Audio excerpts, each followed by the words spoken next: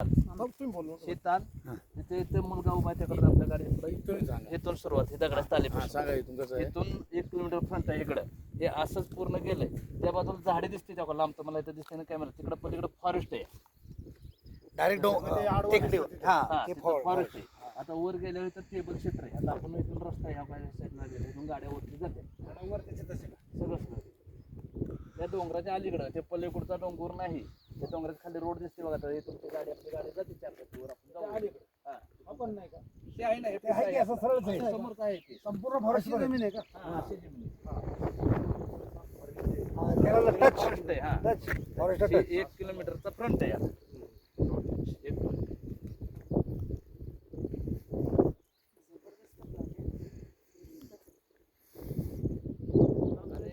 वर्ग 1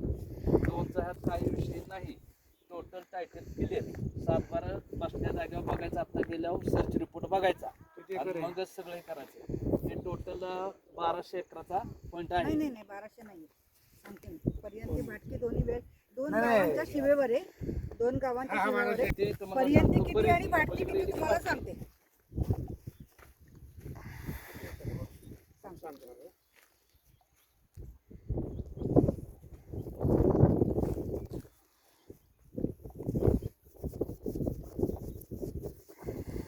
कार कुठलं आहे एक होते 57 एकर पर्यंतीमध्ये 337 एकर आहे मॅडम बरोबर आहे का बरोबर एकूण 894 आहे का 894 वर्ग एक पूर्ण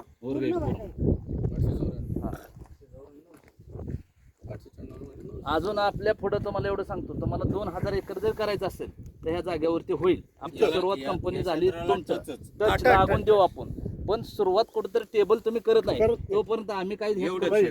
द्या फक्त तुम्ही येणार बघणार सगळे आपल्याला नको आहे क्षेत्राची थोडी माहिती 800-700च्या पुढे पाहिजे माहिती वाचता